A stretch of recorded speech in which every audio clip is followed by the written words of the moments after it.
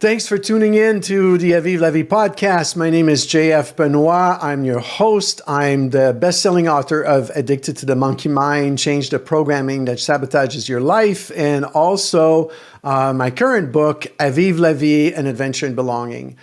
And one of the things that we have been really looking at in this podcast is how is it that we can live our lives in disconnection? So we don't often do this consciously, and we have a tendency to prioritize everything else but the connection. And oftentimes what's happening is it creates more stress than we need. So I've invited today, Carrie, again, thank you for coming back to be on the podcast. And so I thought we would explore this further again, is looking at why is it so hard to prioritize connection? You know, it just seems like it's unconscious. We spend so much time focusing on achieving our goals and getting to the next thing. And it's like we seem to oftentimes bypass, right, our relationships, which are so vital to,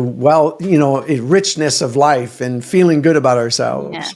Yeah. I think the foundational aspect of our relationship has to be in the awareness that we oftentimes are in reactive mode, right? And so this is where the relationship starts to fall apart, and this is where the communication falls apart. This is where the connection falls apart, right? Yeah. And this is so crucial for creating flow, for creating harmony in our relationships with people at work.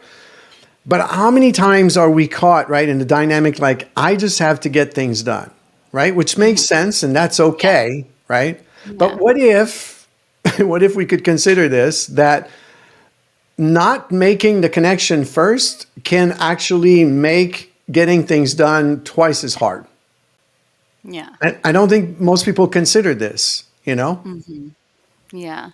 Well, but in specific instances, say you have somebody that feels like they're taking on all the difficult tasks, and their coworker just kind of leaves them to do the difficult tasks, and they're the ones that are kind of doing more than their fair share of it. So how do you handle something like that? Well, how do you think a person would come up to a coworker and ask, or mention it? What would they say in your view? Well, whether they say anything at all, that's the first thing, or whether they're just steaming. Well, that's a good point, right? Right now we can already see, right, that it's like the first thing that's the most common is the fear of confrontation. Yeah.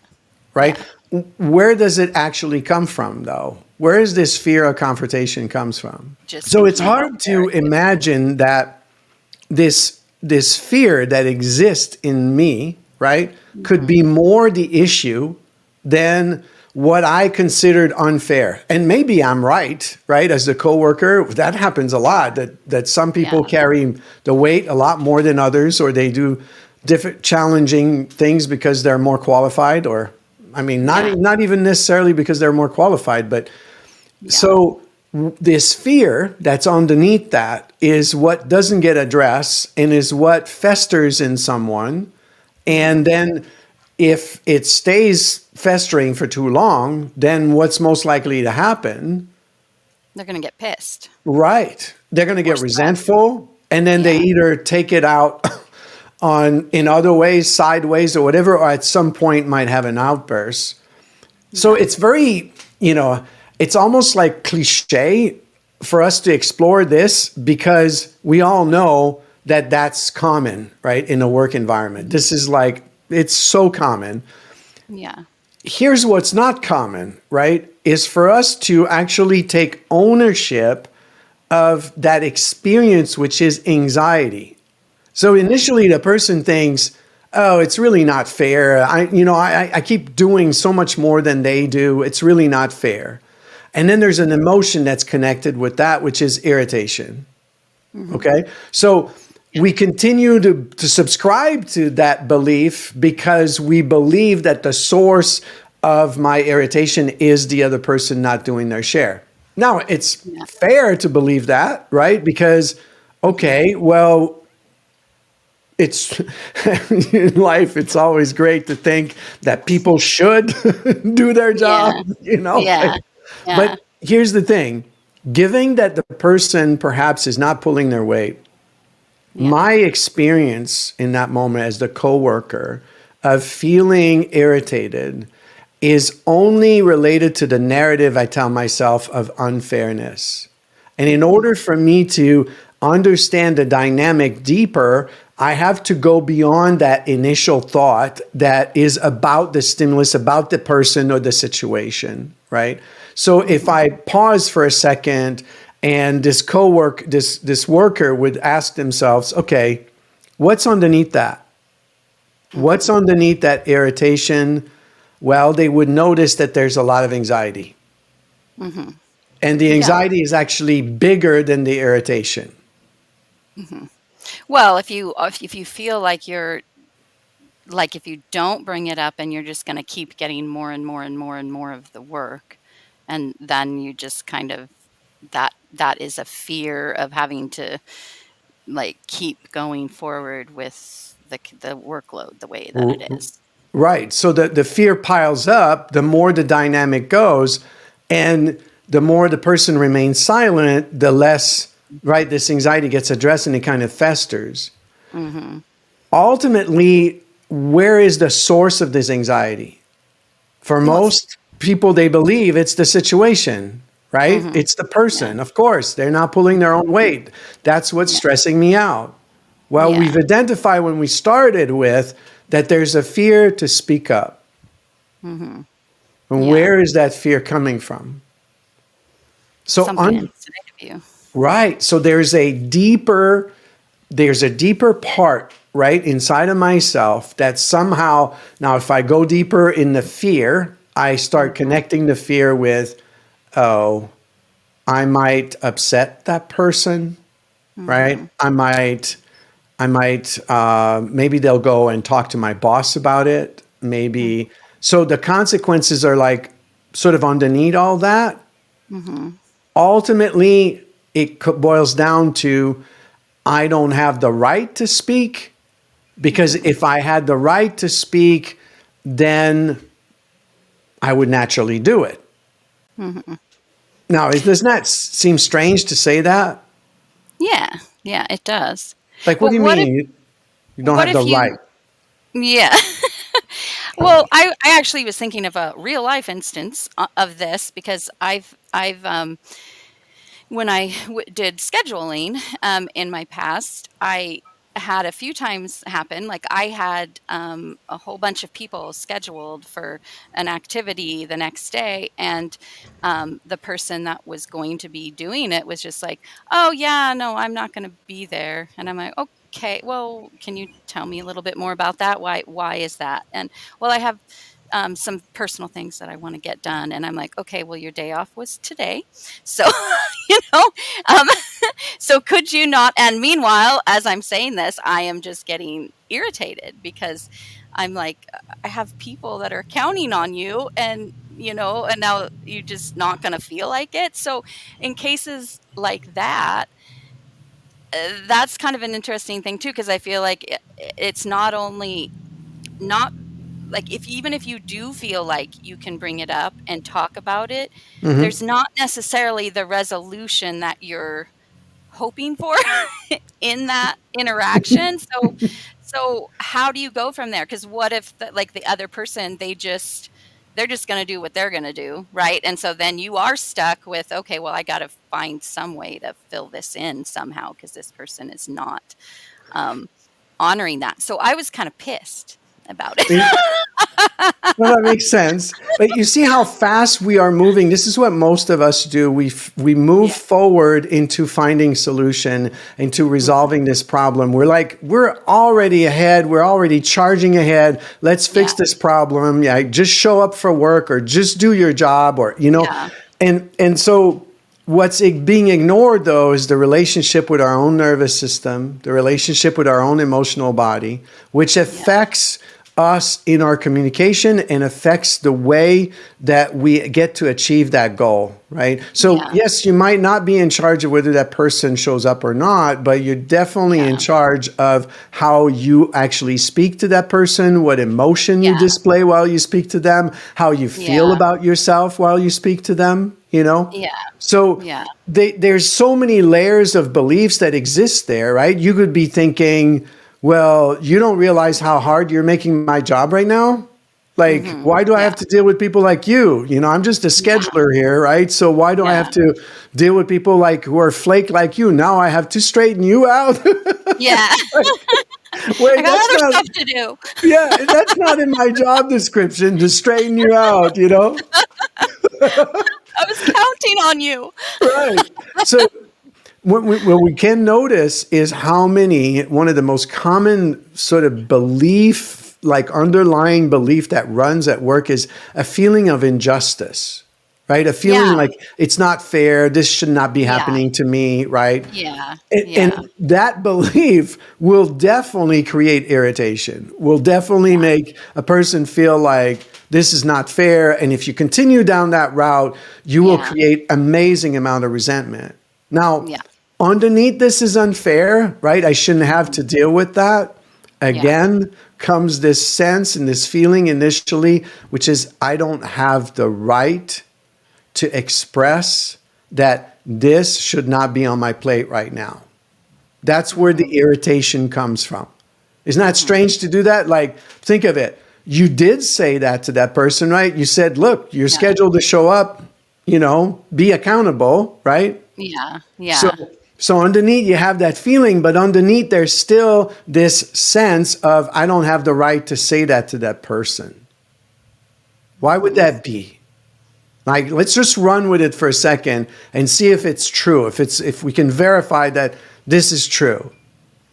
Why Yeah. would a person think I don't have the right to say that? Well, they might not be really clear about the scope of their job because just because they're doing a part of it, that doesn't necessarily mean they're the manager of that person or, Hmm. that they have kind of the authority to do anything besides their part of it, kind of. Yes, that could be true. So that could be related to, what is mine to do and not mine to do. I'm Mhm. relating the question I don't have a right that exists in the anxiety in the nervous system. So imagine that the voice of the anxiety is saying, you don't have the right to say what you're saying, Mhm. whatever it is that you need to say. So Yeah. even if there's irritation behind what I'm about to say to someone, or if Mhm. there's a sense of like anxiety and fear, which is usually behind the irritation and the anger, is anxiety. So what Mhm. I'm suggesting is there's a part of us, right, that when we're trying to express, and underneath what exists is a fear of rejection. And Yeah. that fear of rejection sort of underlies like and dominates my sort of experience as I'm communicating with that person. And Mhm. it's very, very strange. Like, even when we are right, like in this situation, you're right. It's Mhm. like you shouldn't have to deal with some employee that's not showing up for work Yeah. consistently, or Yeah. right? Well, I get what you're saying because at first when you were saying that, I was like, well, I don't feel like that's really what I was feeling. Like I didn't have the right. Like I felt like it was like that was my job to say that to them. But then as you're talking about it more, I kind of realized that part of the reason that I had the irritation that I did is because I didn't want to let down the company and let down, you know, my managers or the people actually that were there that wanted that person to be there for them. So that is that feeling of, I guess that's a form of feeling like you might be rejected also, because if you're not doing the part that you should be doing, then, there's something like off there. Do you know what I'm saying? Well, what you're saying is so accurate, which is exactly what happens you see, as I'm making those suggestions, which is our ability to explore deeper this irritation and this sense of anxiety, what we find underneath are deeper beliefs that are based on this fear of rejection, which you just said wasn't necessarily associated with that particular employee, but much more Yeah. with you being accountable to doing the job that you're supposed to do and getting the people Yeah. right. So Yeah. it could be some all kinds of variation. Let's Yeah. explore this deeper. Like, do you have some more examples that we could look at?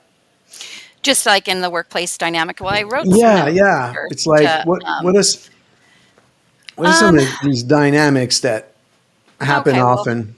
how about somebody feels like they just, aren't kept in the loop very well. Like, there's changes made on like a couple people get a memo and that, but they were left out, and it has like their job is part of it. Hmm. So kind of feeling like they're left out of some information that they needed to have. So again, it's It's interesting, like right? abandonment. Well, again, look at this dynamic, right? What would be the most likely response to how would the person react or deal with that situation? What do most people do? Um, well, with that one, it's a little different. At least for me, I don't know for other people. I think it would be more a feeling of, well, why didn't they think of me to send it Hmm. to? Like Right, that's like, why was I left out of that right, kind of thing? And right. so, again, you can get irritated about that Yep. if you choose to do that also. But um, that one would I guess that in certain instances that would be anger also, like if they feel like they really needed that in order information in order to do what they needed to do, Hmm. then there is, so I can see it going down different avenues for different people depending upon what they're working with, sadness, anger, you know. Right. Again, if we notice the initial emotion is about the Hmm. story we tell ourselves, right? Hmm. And the Yeah. story is some form of this shouldn't be happening, right? What shouldn't be happening is people need to inform me. They shouldn't leave me out of the loop. Yeah. Now, where's the response? If we go deeper, does the person who most people, are they likely to go speak up for themselves and say, why are you guys leaving me out of this loop here? I'm part of this team. In my experience, I feel like there's a select few that are very good about doing that, but a lot of people don't feel comfortable Right. asserting their voice And into some the people would situation. feel right uncomfortable to assert themselves. Some Mhm. people would over assert themselves and come out a little bit sort of with an edge, right? As they're talking and saying, Yeah, hey, yeah, what's going on, right? How many yeah, people can just communicate this and literally come with curiosity? Literally yeah, just curiosity and saying, yeah, hey, I'm just curious. You guys have left me out of the loop. Like looking at it through those lens, yeah, yeah. Not right? very many. So, and Oh, so what we're referring to here is this dynamic of to keep ignoring what we are doing internally at work. All it mhm, does is create more festering emotion, create more mhm, stories in my mind. mhm. Oftentimes, the tendency to go outside of work and maybe even talk to other people about it and say, gosh, you wouldn't believe what happened today at work. They just keep leaving me out of this. How am I Yeah, supposed to do my job? All these dynamics are completely missing, right, what needs to be addressed within us. And it does take courage to do this, right? It's mhm, not like I understand from, I mean, nobody was truly educated on this, right? This is emotional intelligence. This is the ability to notice that something is off inside of me. I don't need to go outside myself to figure out that the problem exists out there. Though I can resolve, there are issues to be resolved, but as soon as I am triggered in some fashion emotionally, mhm, then there's nothing externally to resolve anymore. It's mhm. about going internally and taking a deeper look at this. Now, what go ahead. Oh, I was just thinking how, I feel like there's a deeper fear in people, because I recognize in myself with, everybody has different things in their background that they've worked with. So I had been in a situation where I did like to take that time and look within myself first, but then you had somebody that was kind of taking advantage of the fact that you did that, and, oh, well, don't look at me, you need to look at what you need to do. You know, Right. it's not me. Like, you look at what you need to do differently. And so I think that sometimes that can be a factor, because they feel like, okay, if I'm going to be doing all this work, if I'm going to be looking at myself, I want to make sure that this person isn't taking advantage of me, Right. you And this know? is an amazing trap because, and that's what happens in most relationships on two Yeah. different levels. So, one is this could happen in a power differential relationship.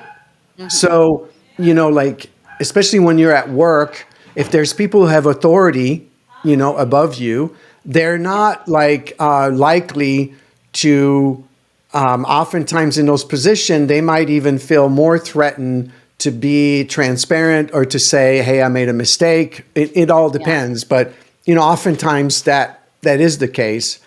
Hmm. So, regardless, though, what's important to notice is that when we are curious, when we are not triggered, we have discernment. And we can be able to look at someone, and even if they're in denial about what they're doing, we can still say to them, well, I'm sorry that you don't see this, but this is really what my experience is, right? It's not a debate, and I want to tell you how this is affecting me. So Yeah. regardless of how, but again, to reach that place, okay, Hmm. what we can actually do that's different, okay, is develop a sense of curiosity towards my experience. Meaning sending a message to ourselves that is saying, hey, look, no matter what you're trying to do during your day, no matter what goals you need to achieve or the things you need to get done, your experience matters. Hmm. How you Yeah. feel in the way you navigate yourself is really important, because Hmm. that's actually the most important thing, right? If at the end of your day, if somebody asks you, how was Hmm. your day will have been good, not based on whether good things or bad things happen, because we don't control situation, right? Yeah. And even that is a judgment to think that certain things are good or bad, but whatever Yeah. happens happens. But it's Yeah. how did I navigate myself, my emotional body? How did I respond versus react to those situations is what gives me an experience of actually feeling good about myself, Hmm. right? I like that. I like that thought of uh, phrasing it, being curious about the situation, because that's true. When you do, anytime you approach it by that standard, like, oh, okay, that's an interesting. I wouldn't have thought about that part of it, or that take on it. But so, what is that about? Well, That kind of thing. here's the depth of it. It's curiosity is actually a form of self-acceptance.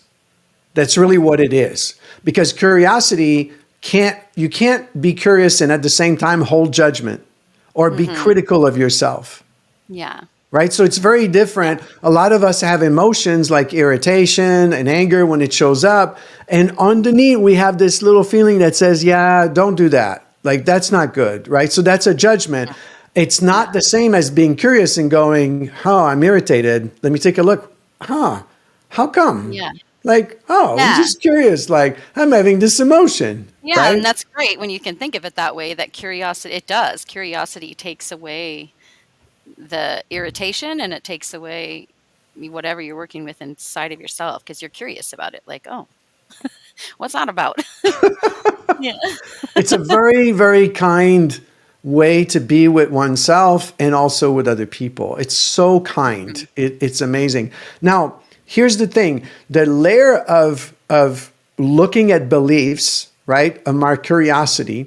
So, in Addicted to the Monkey Mind, I explained this in a very specific way by presenting this tool that's related to curiosity, which is, I call it like looking at what's inside my skin.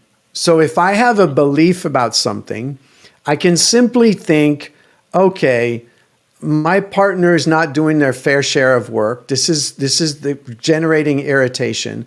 Is the reason for my irritation, is it inside my skin or outside my skin? So as long as it really creates a separation between what belief is about me and what belief is about the other person or the event or the situation. As long as I'm buying into the belief that's about the other person, then I'm outside of my control. It's what people do or say or whatever. I can't resolve that. I mean, I can attempt, but they might never change. And so the true power exists by following this curiosity that leads me to the true belief that's underneath inside my skin. Okay. So I can ask myself this multiple times. I can go, oh yeah, I'm irritated because they're not doing their fair share of work. That's outside my skin. So what could be a deeper reason? Well, I just have to do so much work. I work so much more. Well, that's still outside my skin because it's about the work. It's about there's more work for me to do. And what is generating this anger if there's more work to do? So now I can, like, as I look at these layers, I can go deeper and until I get to a belief. And this is like, it's so simple in a way, but the mind is conditioned to think in the opposite direction. So meaning like, it's like, we're more prone to defend ourselves, to look at things and try to, manage the outside situation, change or fix the other people or the situation, and thinking that all of that is the problem.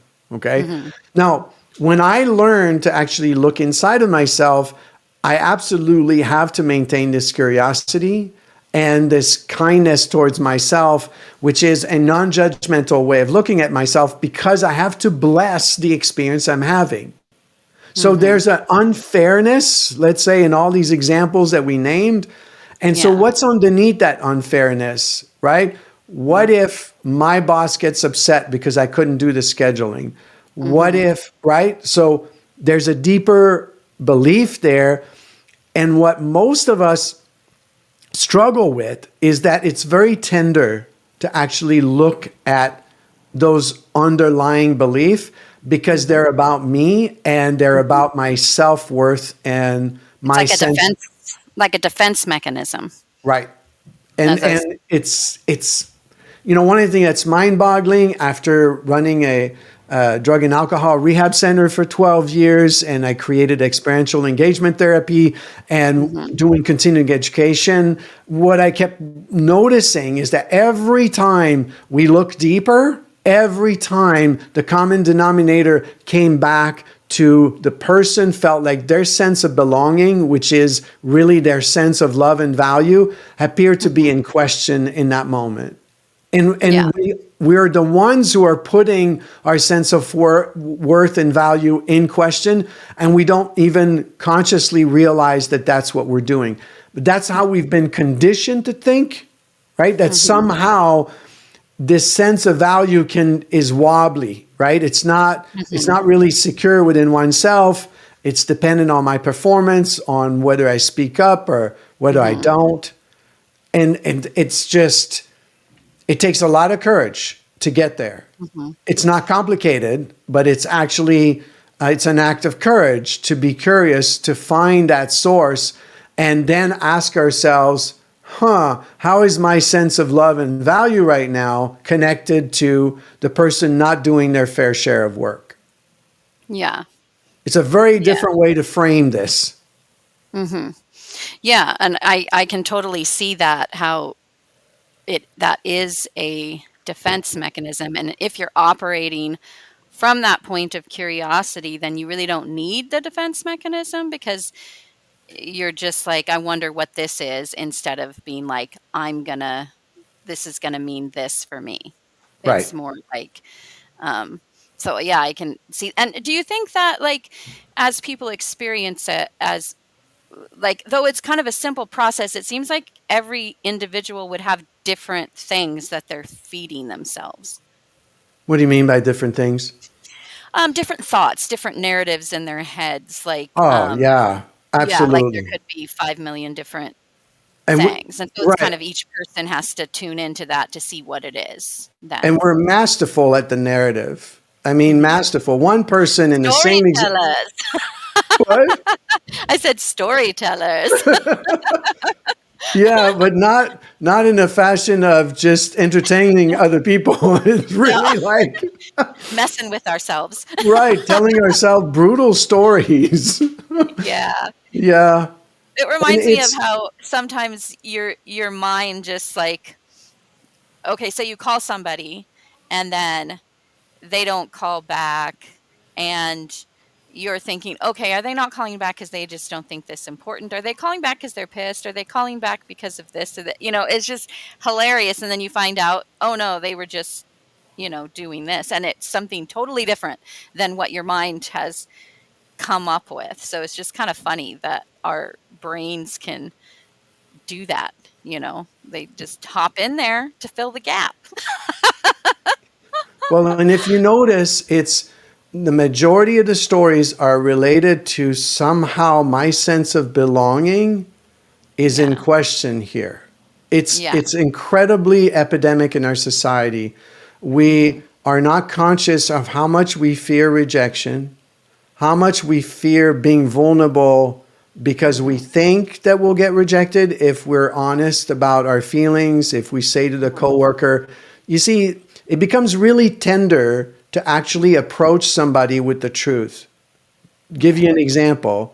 What the example we started with, coming to a coworker and saying, you know what, you're really not doing your fair share of work. Now you can already tell what energy I'm coming from, right? It's like Yeah. just a tone of voice. And so I'm Mhm. not resolved and I haven't touched this fear of being rejected yet. But if I touch Yeah. it and I actually come to the person, and when I'm in that vulnerable place now that I've explored, right, that this fear of Mhm. being rejected, this fear of my sense of love and value might be in question, I might go Mhm. to the person and say, I'm just noticing that my relationship with you at work has really been affecting me greatly. Mhm. And Yeah. it's like now the person can go so far, there's nothing to defend, right? I'm not attacking the other person. And they Yeah. might likely saying, "Oh, can you tell me what are you talking about?" Mhm. Well, I've been coming to work and I'm doing this workload and this amount of work and you're doing this amount of work. And Yeah. and I feel like I'm staying longer at work or I'm starting to define, what's happening? And then I'm starting to feel like scared. I'm starting to feel resentful. I'm starting to lose the connection with you. I'm Mhm. starting to make up stories about you. Mhm. And I don't like myself when I'm making up those stories. I don't Yeah. like feeling anxious. I don't like feeling obligated that I should just keep this up. Yeah. You notice where the focus is at? Yeah. Yeah, it's a There's totally different feel to it right. here. And Yeah. what makes it different? Mhm. Well, I feel like if somebody is being very authentic and to somebody in what they're saying in the way that you said it, then the person that you're interacting with doesn't feel the need to get that defensiveness, and that being defensive kind of keeps you from the curiosity. It's like the wall in front of the curiosity because you feel like there's something that you're getting attacked, like what you said. So Right, right. yeah, really like the curiosity part about staying curious, because that's something that somebody can just remind themselves of, kind of throughout the day, throughout the day. Okay, stay curious about Right. whatever And is it's a going to come up. two-step process, which is the curiosity leads me as a coworker, as a person to dive in deeper to the source of the issue, Mhm. paying attention to I have feelings. I have Mhm. feelings that are related to my sense of mattering, my sense of okayness. Mhm. And I can actually touch that and then go back to someone and express how, instead of blaming, I express how this situation is affecting me. And what's really amazing about that is that when we really truly tell others about our experiences, they actually will, most likely, this is what I see in my life, is that they'll experience immediate connection. They'll experience, like, because it's not coming like, hey, you're not doing your fair, of work. It's like, no, I just want you to be aware of, like, this is impacting me in this way. And I want to stay in good relationship with you. And I don't know if something's happening in your life that's challenging. Maybe you could tell me about that. It's like, again, it's like curiosity and vulnerability existing together. I'm here to explore this with you. I'm not coming down at you as you're the source of my problem and I need you to change in order for my problem to get fixed, Yeah. Yeah. It's coming towards with kind of an encompassing type of an energy, to do that. Yeah, that's interesting. It still does, so I know that there's still situations where people are going to be like still frustrated. Even if they get to that point, they might not like have the outcome that they had wanted out of the situation, because that does take two people in a way to come together with that. So it's just more important to not be so outcome like focused, kind of. This is a great question. It's so awesome. So here's the thing. What I've shifted, connection means that the first outcome, and the outcome that's the most important, is the outcome with myself. Okay. So when I come out with curiosity, when I come out with vulnerability and express how this is impacting me without blame, what happens is that even if the person doesn't change, or even if they get upset or whatever it is that they're doing, at that point, if they get triggered and then somehow they start reacting, now it'll be probably even more challenging to just, get over that, not react to that. But if we are able to just stay, the first and most important outcome is we can notice that our experience feel good regardless of how the other person's responding.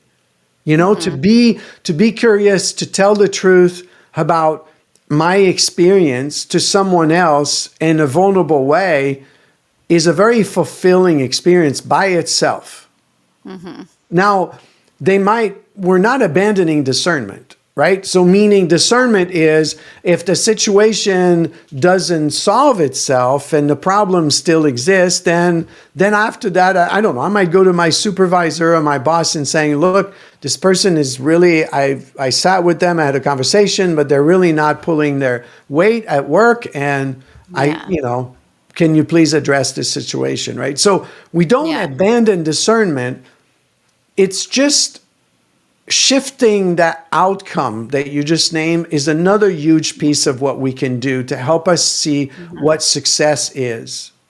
I'll give you a big example is that, in the field of addiction, the outcome is stop using, right? Yeah. And everything is measured that way. That's how our society works. It's like, results driven. Everything's results driven. It's very result driven. Yeah. But here's the thing that's ironic about this result driven outcome is that it's not considering what is creating this result or not.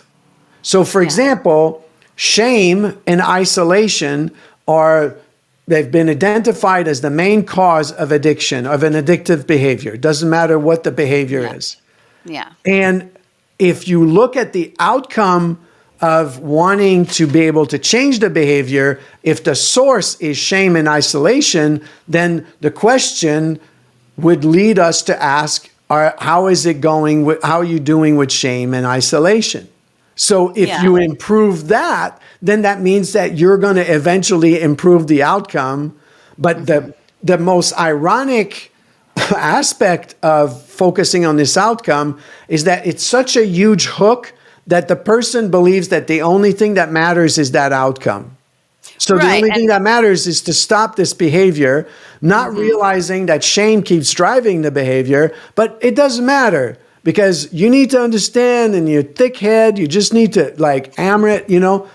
So the outcome that's out there is an illusion so often, right? It's an illusion that that's what, like, for example, I want the outcome of this coworker to do their fair share of work. That's the only thing Yeah. that matters.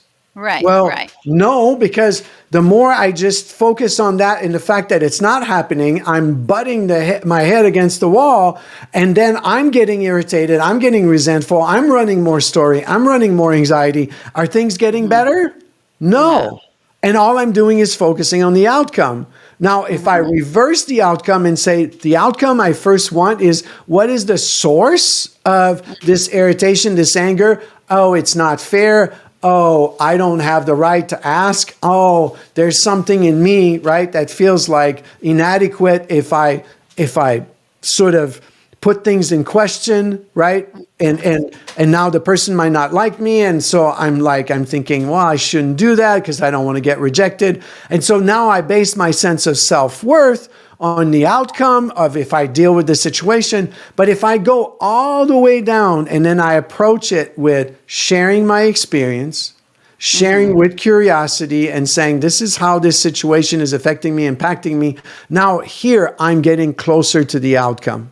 Because Because you're redefining your definition for yourself as to what the success or outcome of it is. So it might not be this certain goal, but the feeling that you have within yourself of handling things right. Well, it's in that in way. other words, it's like saying if while achieving my outcome, all I do is being reactive, I'll never feel, even if I get my way, Yeah. I still won't fully experience reaching the outcome because my experience all along has been an experience of anxiety and irritation and anger. You know, Yeah. so Yeah. that's never going to make you feel like you've reached your goal, even if you've reached it, you know? Yeah. Yeah. Yeah. And that to me is huge. Just the part about redefining what a successful interaction is, because it doesn't necessarily have to be the same thing that you were thinking it was, because I feel like in the US especially, we do have kind of definitions that we take for granted on what success is or what um, the outcome is. But really, it is kind of what you were just explaining. That's the real Well, and success. outcomes are they're a wonderful thing to want, right? I mean, it's a great thing to want to make sure that these problems get resolved or these situation or that I reach my goals. Hmm. And at the same time, there's a sort of an obsession where we disregard ourselves in the process and Yeah. we wonder why we don't experience fulfillment even when we reach our goals or the outcome. Well, it's Yeah. because we've disregarded there's a cliche saying that says, it's not the destination that matters, it's the journey. Well, Yeah. that's really what it means is how am I treating myself as Hmm. I'm moving towards solving these problems and achieving my goals that I'm trying to get to. Yeah, and it's so much tied into, if you are treating yourself in a certain way, you are treating other people in that same respect as Yeah, well. makes sense. Makes sense. I mean, most people that are angry all the time or judgmental, they're very, very, they do a lot of self-aggression and they judge themselves, Yeah. constantly. And of course, Yeah. yeah, that makes Yeah. total sense. Yeah. Well, I hope that we shine some light a little bit. I know, I want to make sure that the viewers understand that we're not asking at work. I often say to people, it might not be the best place to start to practice being vulnerable and curious. You might want to start with a close friend and get a sense of it first, because of course things at work oftentimes can get dicey for people. Hmm. But I wouldn't shy away from it, but at the same time, I would say be mindful that we do need to reach a certain level of awareness and a level of application, right? I know for me, it's taken me a while to realize that being vulnerable, being curious, and being honest about my experience without blame was, was challenging, right? And Yeah. that's Yeah. okay. And that's really what the Avive La Vie podcast is about, is that we want to keep exploring that. So I want to invite you, if you would like to explore this deeper in your life, we'd like to invite you to be a guest on our podcast. So we do episodes where we have a small group of people and they present what their struggles are, or they talk about their lives, their dynamic, and then we're able to address those issues that are very common and relatable for all of us. So you can register to be a guest on the podcast in the link below. And Carrie, thank you so much for being here again today. That was wonderful. I think we got a lot of Good conversation. we got a lot of good insights. So thanks again. You're welcome.